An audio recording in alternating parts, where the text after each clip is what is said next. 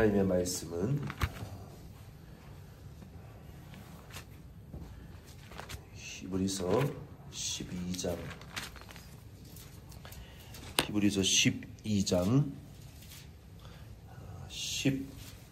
14절로 17절 말씀 보겠습니다.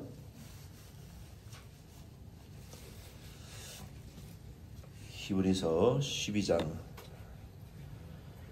14절로 17절 말씀 보겠습니다. 먼저 14절 말씀 같이 읽겠습니다. 히브리서 12장 14절 같이 읽겠습니다. 모든 사람과 더불어 화평함과 거룩함을 따르라. 이것이 없이는 아무도 주를 보지 못하리라. 아멘. 우리가 주일날 4절로 13절 말씀을 통해서 2000년 전에 성탄하신 우리 예수님은 우리를 믿음의 그 창시자, 프론티어, 개척자이시고 믿음의 아버지께로 가는 영생의 길을 닦으시고 또 우리를 앞서서 인도하시는 창시자, 믿음의 주님이시고 그리고 또 퍼펙터 of our faith, 우리의 믿음을 우리에게 주신 그 믿음을 이제 완전한 길로 성화시키시고 아들의 형상을 닮아가도록 우리를 거룩하게 하시기 위하여 이 땅에 오셨다 그랬어요. 그리고 더 나아가서 우리로 하여금 우리 자신을 위한 영적 믿음의 경주를 위한 단련을 하게 하시고 그리고 이 다른 어그러진 이 연약한 피곤하고 연약한 손과 또 무릎을 믿음의 다름질을 멈춰 있는 형제들을 일으켜 세우게 하기 위하여 우리를 통해서 사역을 다른 사람들을 일으켜 세우게 하기 위하여 우리를 믿음의 자녀로 하나님의 자녀로 우리를 부르셨다라고 우리가 말씀을 들었습니다. 계속 이어서 이제 14절부터 17절까지의 말씀해 보면은 하나님이 그러면은 우리를 인내를 통해서 단련시키셔서 우리를 거룩하게 하시는데 아들의 형상을 닮아가게 하시고 우리의 믿음을 완전하게 해 나가시는데 그러면 하나님의 거룩에 참여하기 위하여 우리를 이제 인내로 연단하시는데 그러면 우리가 하나님의 거룩을 닮아간다는 거, 하나님의 거룩에 참여한다는 것의 구체적인 의미가 무엇인지를 우리가 잘 몰라요. 그것에 대해서 우리가 하나님의 거룩에 참여하고 우리가 완전한 믿음으로 성장한다는 것은 구체적으로 무엇인가? 여기 14절 말씀부터 17절 말씀까지 우리가 거룩한 하나님의 성품에 참여한다는 것은 모든 사람과 더불어 화평할 때 하나님의 거룩에 참여할 수 있습니다. 그래서 14절 말씀해 보면은 거룩과 화평함과 거룩을 동시에 말하고 있어요. 모든 사람들과 화평하고 그리고 화평하고 하나님의 거룩에 참여할 때 하나님의 형품을 우리가 닮을 때 우리가 하나님의 얼굴을 볼 수 있다라고 말씀하셨어요. 그래서 이 의미에 대해서 우리가 좀 말씀을 통해서 좀 말씀의 은혜를 나누기를 원합니다. 우리가 성도가 하나님의 거룩하심에 참여하기 위해서는 10절 말씀해 보면은 하나님의 징계를 통해서 그의 거룩함에 참여시키신다라고 말씀하셨어요. 그래서 성도는 하나님의 이 거룩하심을 담기 위해서는 하나님의 일이 있고 우리 성도들은 그 나를 위해서 일하고 계시는 하나님을 위해서 내가 추구해야 될 것이 있어요. 그것은 무엇이냐면 14절 말씀해 보면 내가 아는 모든 사람들과 화평하는 데 힘을 쓰는 성도가 하나님의 거룩하심에 참여하려고 노력하는 자들이라고 말할 수 있어요. 그러니까 하나님이 거룩하심이라는 것은 되게 추상적인 거잖아요. 그렇죠? 근데 우리가 하나님의 거룩을 따라간다라고 말할 때 구체적으로 내가 아는 모든 사람들과 화목을 이루는 것이 거룩함을 추구하는 성도라고 말할 수가 있는 거예요. 14절 말씀으로 이제 돌아오면 모든 사람과 더불어 화평을 추구할 때 주를 보게 될 것이다 라고 말씀하셨어요. 주님을 본다라는 것은 하나님은 이 영생이신데 우리가 주를 본다라는 것은 그 하나님의 영원한 속성, 거룩함의 속성을 우리가 나누게 된다, 공유하게 된다. 하나님의 그 영원한 속성을 우리가 맛보아 경험적으로 알게 되는 거예요. 그래서 주를 본다라는 것은 하나님의 얼굴을 우리는 지금 죄인이기 때문에 못 봐요. 아브라함도 못 봤고 모세도 받지 못했어요. 하나님의 얼굴을 직접 뵈신 분은 오직 독생성자 예수 그리스도 성령 하나님밖에 없어요. 천사들과. 우리는 천국에 가야 뵙지 하나님의 얼굴을 우리가 직접 뵈지는 못해요. 하나님이 모세를 만났을 때에도 죄인이기 때문에 하나님 임재하실 때 모세를 손으로 덮으셨다고요. 구름으로 가려우셨다고요. 새카만 구름으로 천둥 번개를 치시면서 하나님의 임재를 경험한 모든 주의 종들은 하나님의 겨우 발등상이나 보았고 하나님이 임하신 보좌를 구름 가운데에서 희미하게 보았지 얼굴을 직접 뵌 사람은 단 한 사람도 없습니다. 그래서 하나님의 얼굴을 본다는 것은 우리가 하나님의 그 거룩한 속성에 참여하고 하나님의 영생의 생명을 우리가 미리 받아서 누린다. 미리 하나님의 나라를 우리가 누린다. 하나님 나라의 기쁨을 우리가 미리 당겨서 누린다. 앞당겨서 누린다. 우리에게 주신다라고 이해하면 되는 거예요. 더 쉬운 말로 하면 하나님과의 영적인 교제가 계속 이루어진다라고 설명할 수 있어요. 15절 같이 읽겠습니다. 너희는 하나님의 은혜에 이르지 못하는 자가 없도록 하고 또 쓴 뿌리가 나서 괴롭게 하여 많은 사람이 이로 말미암아 더럽게 되지 않게 하며 모든 사람과 더불어 화평하면 하나님과도 성도는 영적인 교제를 지속할 수 있어요. 그러면 하나님과의 교제가 지속되어지게 되면 하나님의 은혜 안에 화평의 은혜 안에 계속 머물게 됩니다. 그런데 그 반대로 되면은 어떻게 되느냐? 여기 15절 말씀에 모든 사람과 화평하지 못하고 내가 아는 모든 사람들과 싸우고 원수되고 정말 서로 정말 원통해하는 관계가 되어지게 되면 모든 사람들과 그런 관계를 맺으면서 인생을 살아가게 되면 하나님의 얼굴을 볼 수가 없어요. 그리고 하나님의 은혜 안에 머무를 수가 없어요.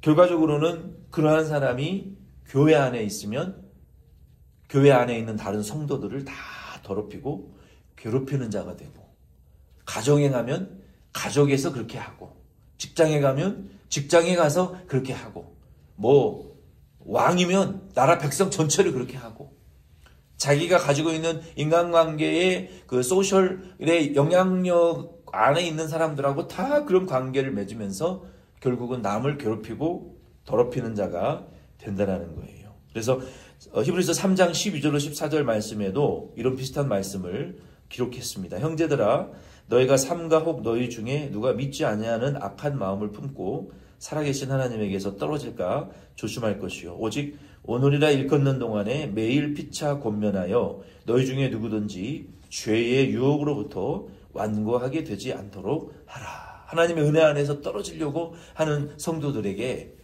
그러면 안 된다. 우리가 하나님의 은혜 안에 머물러 있어야 된다. 하나님의 은혜 안에 머물러 있는 건 뭡니까? 예배 드리는 게 하나님 은혜 안에 머물러 있는 거예요. 기도하는 게 하나님 은혜 안에 머물러 있는 거예요.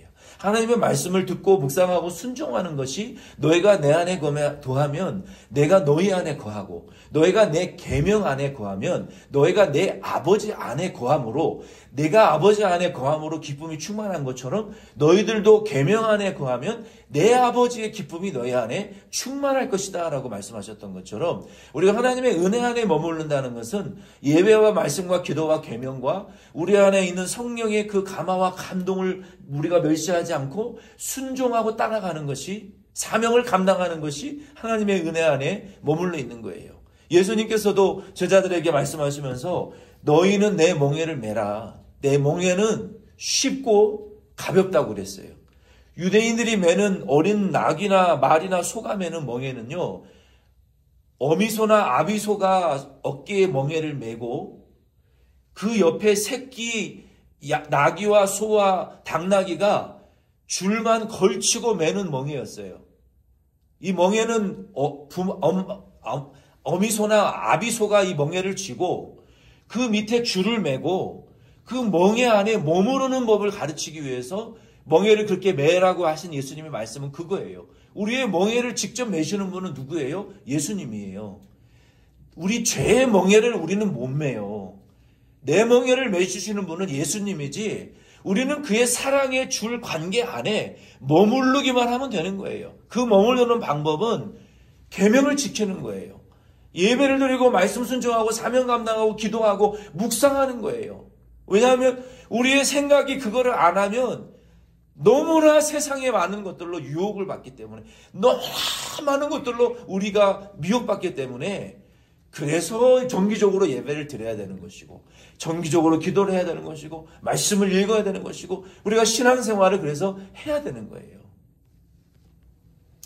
그래서 우리는 하나님의 은혜 안에 머무르지 않으면 결국 나만 더럽고 나만 죄를 짓는 것이 아니라 결국은 내 주변 사람을 더럽히고 주변 사람을 망하게 하는 존재가 될 수밖에 없는 거예요.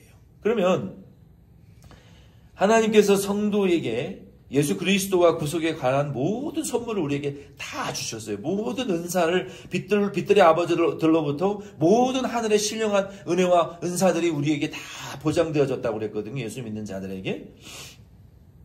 그러나 그러한 은혜의 보장, 선물과 보장을 받고도 형제와 이웃과 화평하지 못하는 경우에는 하나님과의 영적인 교제가 단절됩니다. 구원을 못 받는 것은 아니지만 하나님의 그 보호하심과 인도하심이 하나님의 영적인 교제가 중단되는 거예요. 그러면 이렇게 되는 사람들은 다른 사람을 어떻게 더럽히느냐. 15절에는 여기 모든 많은 이로 인하여 더럽게 되지 않게 하며 다른 사람들을 어떻게 더럽히느냐. 우리가 화평하지 못하는 사람들과 모든 사람과 원수를 맺는 사람이 있어요. 모든 사람과에게 씩씩거리는 관계, 아주 불평불만, 원망하는 관계를 맺는 그런 사람이 있어요. 이런 성도가 만약에 있다면 이분은 하나님과의 관계가 나빠요. 주의 얼굴을 못 보고 그 은혜 안에 못 머물기 때문에 이런 사람들은 남을 이렇게 더럽혀요. 어떻게 더럽히냐면은 신명기 29장 18절로 20절 말씀에 보면은 오늘 그 마음이 우리 하나님 여호와를 떠나서 그 모든 민족의 신들에게 가서 섬길까 염려하여 독초와 쑥의 뿌리가 너희 중에 생겨서, 그러니까 하나님 여호와를 버리면 성도, 하나님의 백성이, 하나님의 구원받은 성도가 하나님을 버리고 다른 신을 따라가면 그 마음 안에 독초가 생긴다는 거예요. 독초. 여러분, 독초는 뭡니까? 먹으면 죽는 거잖아요. 그렇죠? 그리고 쑥의 뿌리가 생긴다는 거예요. 쑥. 여러분, 쑥은 잘 아시잖아요. 그 쑥이 얼마나 생명력이 강한 걸 아시잖아요. 일본 사람들이 일제강점기에 한국에 좋은 그 금강송 나무를 100년 넘은 곧게 자란 경복궁이나 왕궁을 지을 때 쓰는 그 금강송을 싹 다 잘라갔어요. 그리고 한국에 있는 호랑이는 다 죽이고 다 잡아가고 한국의 계곡과 산꼭대기와 전기가 좋다라고 하는 소위, 그건 성경적이진 않지만 맥을 끊어놓기 위해서 거기다가 말뚝을 다 박았어요. 그리고 한국의 모든 유적들을 다 훔쳐가고 초토화시켰어요. 그리고 산에는 아카시아 나무를 심어가지고 산림을 완전히 망쳐놨단 말이에요. 그 아카시아 나무는 줄기 하나만 있어도 산 전체를 장악한다라는 그러한 그 이야기가 있어요. 그래서 아카시아 나무는 과수원을 하고 산농사를 짓는 분들이 제일 싫어하는 나무예요. 한번 번지면 순식간에 산 전체를 덮어버리고 모든 나무의 양분을 빨아먹고 나무를 죽여요. 물론 그 아카시아 꿀이 맛있기는 하지만 그만큼 이 뿌리가, 그리고 제거하기가 어려워요. 강하고. 그래서 쑥의 뿌리도 정말 강한데 그 쑥의 뿌리가 막 퍼지면 다른 채소들이 자랄 수가 없잖아요. 그런 것처럼 하나님 떠난 성도는 마음에 독초가 생겨요. 자기도 죽고 남도 죽이는 이런 사람이 되고, 그리고 열매도 맺지 못하는 그 가시나무인 아카시아 나무와 같이 쑥의 뿌리와 같이 온 산을 들을 점령해버리는 그런 이 독초와 쑥의 뿌리가 생긴다 그랬어요. 요한 3서 1장 9절에 보면은 디오드레베와 같은 자들이 그런 사람들이었고, 또 디모데전서 1장 19절 20절 말씀해 보면은 후메네오와 알렉산더가 있었어요. 이 사람들은 어떤 평가를 받는 그 사람 성도들이었냐면은 믿음과 착한 양심을 가지라. 어떤 이들은 이 양심을 버렸고 그 믿음에 관하여 파산하였느니라. 뭐예요? 믿음의 양심을 버려버렸어요. 한때 믿었어요. 근데 그 양심이 이제 하나님에서 떠났기 때문에, 그리고 파손되었다. 그 배가 좌초돼서 물에 가라앉지 더 이상 아무 그 배로서의 역할을 못하는 것처럼 그 믿음의 배가 좌초되어 버린 것처럼 양심이 그리고 더러워진 자들이 알렉산더와 후메네오가 있었어요. 그리고 디모데후서 2장 16절로 19절에 보면은 알렉산더와 이 후메네오는 성도와 교회를, 주의 종들을 정말 괴롭혔던 자들이었어요. 이 사람들은 얼마나 심각한 그 피해를 교회에 입힌 자였냐면은 이렇게 평가하고 있어요. 망령되고 헛된 말을 버리라. 그들은 경건하지 아니하며 점점 나아가니 그들의 말은 악성 종양이 퍼져나감과 같은데 그 중에 후메네오와 빌레도가 있느니라. 진리에 관하여는 그들이 그릇되었도다. 부활이 이미 지나갔다 하므로 어떤 사람들의 믿음을 무너뜨리느니라. 그러나 하나님의 견고한 터는 섰으니 인침이 있어 일렀으되 주께서 자기 백성을 아신다 하며 또 주의 이름을 부르는 자마다 불의에서 떠날지어다 하였느니라. 교회에 이미 예수님의 부활이 지나갔다. 그래가지고 믿는 성도들이 하나님 나라와 부활의 소망을 완전히 상실하도록, 다른 사람의 믿음을 완전히 박살내는, 종양이 퍼져나가는 것처럼 진리를 무너뜨리는 이런 아주 무서운 끔찍한 이 사람들도 교회 안에 있었어요. 이러한 사람들은 하나님께서 참 기뻐하실 수 없는 성도들이겠죠. 그래서 우리가 하나님과의 이제 성도들과 더불어 화평하지 못하고 서로 이 화목을 이루지 못하는 사람들은 거기서 끝나는 것이 아니라 하나님과의 관계도 깨진다는 거예요. 하나님과의 교제도 깨지고 하나님의 은혜 안에 머물지도 못하고, 그리고 믿음의 양심을 버린 파선한 배와 같이 결국은 자기도 더럽히고 다른 사람들도 더럽히는 그러한 자로 결국 쓴뿌리와 같은 자들로 변질되어져서 좋은 열매를 다 죽이는, 화목을 깨트리는 그러한 쓴뿌리가 캐도 없어지지 않는 그런 이 쓴뿌리와 독초와 쑥의 뿌리와 같은 더럽히는 자들이 되어 결국 하나님의 나라를 회방하는 자들이 될 수밖에 없다는 것입니다. 계속해서 16절로 17절 말씀해 보면은 이 히브리서는 그 예로, 그러니까 모든 사람과 더불어 화목하지 못하는, 하나님의 은혜 안에 거하지 못하고 거룩함에 참여하지 못하는 그 예로 에서를 예로 들고 있어요. 16절로 17절을 한번 같이 읽겠습니다. 음행하는 자와 혹 한 그릇 음식을 위하여 장자의 명분을 판 에서와 같이 망령된 자가 없도록 살피라. 너희가 아는 바와 같이 그가 그 후에 축복을 이어받으려고 눈물을 흘리며 구하되 버림바가 되어 회개할 기회를 얻지 못하였느니라. 아멘.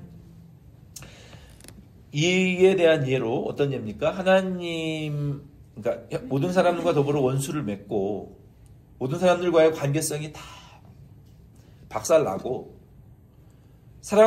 만나는 사람마다 관계를 깨트리고 하나님의 은혜 안에 하나님의 얼굴도 뵙지 못하고 결국 하나님의 은혜 바깥으로 버림을 받은 그 예가 되는 사람이 에서라는 거예요.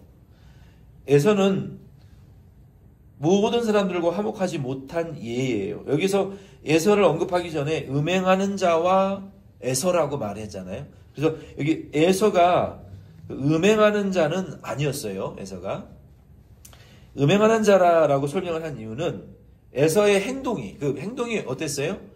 하나님의 은혜를 팥죽 한 그릇으로 바꿔버린, 장자의 하나님의 그 축복권을, 하나님이 주시는 은혜와 그 축복을 팥죽 한 그릇만도 못하게 여기고, 야곱은 그 하나님의 은혜와 선택과 축복과 사명을 너무나 목숨보다 귀중하게 여겼다는 거예요. 요게 차이인데, 하나님의 입장에서 보실 때는 누가 더 귀하냐? 하나님의 은혜와 약속과 축복을 생명보다 존중히 여기는 자가 인격이 좀 더럽더라도 야곱이 더 나은 거예요. 하나님 보실 때는. 왜? 에서는 그것보다 당장 내가 배고플 때 내 배를 채워주는 한 그릇 음식이 하나님의 약속보다 축복보다 더 중요하기 때문에 그까짓 거 필요 없으니까 먹을 거나 내놔라. 이와 같이 하나님의 은혜를 헌신짝처럼 값어치 없는 것으로 여기고 하나님을 향해서 배도한 것이 마치 음행을 행한 죄와 같다는 거예요. 하나님 보실 때에는. 그래서 하나님을 떠나고 음식 때문에 믿음을 버린 이 에서의 행위는 배교의 행위와 영적으로 음란한 하나님을 버리고 다른 신을 향하여 쫓아간 배교와 같은 그러한 영적인 음행의 행위와 같다는 거예요. 그래서 본문에서는 에서를 망령된 자라, 즉 하나님을 떠난 자, 하나님을 버린 자, 하나님의 은혜 바깥으로 버림을 받은 자, 망령된 자라고 성경은 평가하고 있는 거예요. 이게 얼마나 수치스러운 일입니까? 성경에 이렇게 수치스러운 자로 기록되는 것은 정말 이건 축복이 아니죠. 에서가 그래서 결과적으로는 어떻게 됐습니까? 버림받았다고 그랬잖아요. 다시 회개하면서 하나님의 은혜와 축복을 다시 주라고 다시 기도했지만 네 축복은 이미 야곱에게 다 갔다. 하나님의 말씀이었어요. 회개할 기회를 못 받는 것은 정말 돌이킬 수 있는 기회를 못 받는 것은 정말 비참한 거예요. 누구에게나 세컨 찬스가 있다라는 것은 정말 큰 축복이에요. 실수하는 것은 다음 기회가 있다는 거예요. 근데 이 에서와 같은 경우에는 하나님의 약속과 축복을 그 은혜를 발로 차버렸기 때문에 두 번 다시 그 기회가 에서에게 돌아오지 못하고 결국은 망령된 자가 되고 버림바 되었다는 거예요. 에서의 이러한 행위로 그 가정이 어떻게 됐습니까? 아버지와 아들의 관계가 깨어지고 남편과 아내의 관계가 깨어지고 형제와 형제의 관계가 깨어지는 가정이 풍비박산 나는 화목이 완전히 깨졌잖아요. 에서 하나의 행동으로. 형은 동생을 죽이려고 그러고 동생은 형을 무서워 도망다니고 아버지는 에서를 어머니는 야곱을 사랑하는 편애하는 이런 브로큰 패밀리가 에서로 인해서 결국 돼버렸다는 거예요. 그래서 하나님의 버림을 받고 사람들과의 관계도 깨지고 하나님과의 관계도 깨어지는 그런 주의 은혜 안에 거하지 못하는 관계가 회개할 기회도 잊어버리는 가정이 됐다는 거예요. 그러므로 성도는 하나님의 거룩하심에 참여하기 위해서 하나님의 거룩에 참여한다는 것은 모든 사람들과 더불어 화목하는 거예요. 그래서 오늘 이 말씀을 통해서 저와 여러분도 이유 불문하고 우리가 사람과의 정말 내가 미워하고 지금도 중호하고 마음에 내가 용서하지 못할 사람들 대상들이 있다면 우리는 하나님을 볼 수가 없어요. 하나님의 거룩에 참여한다고 할 수가 없어요. 그래서 우리가 하나님의 거룩에 참여한다라고 하는 것은 물론 그런 경우는 있어요.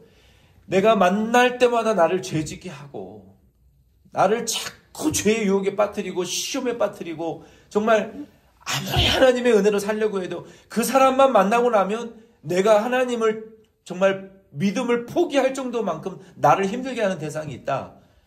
그 사람과는 관계를 단절하는 것이 해답입니다. 용서할 수 없어요. 용서가 안 돼요. 그냥 하나님에게 맡겨드리는 수밖에 없어요. 내가 무슨 수로 그 사람을 용서해요? 그건 하나님께 맡겨드리고 내가 회개만 하고 하나님께 용서만 구하고 부탁드리고 그리고 그렇지 않은 관계에 있는 모든 사람들과 중에 원수가 되어 있고 서로 원망하는 관계가 되어 있는 사람들이 있다면 우리는 화목해야 우리가 하나님을 만날 수 있고 하나님의 은혜 안에 거룩한 성품에 참여하게 될 수 있습니다. 더 나아가서는 그런 분들이 우리 교회 안에 주변에 있다면 그런 분들이 우리 교회나 가정에 또 더럽히지 않도록 다른 사람들을 믿음에서 떨어져 나가지 않도록 하지 않도록 우리는 그분들을 이렇게 세워줄 수 있는 그분들도 그리스도 하나님의 거룩에 참여할 수 있도록 도움을 줄 수 있는 저와 여러분 될 수 있기를 바랍니다.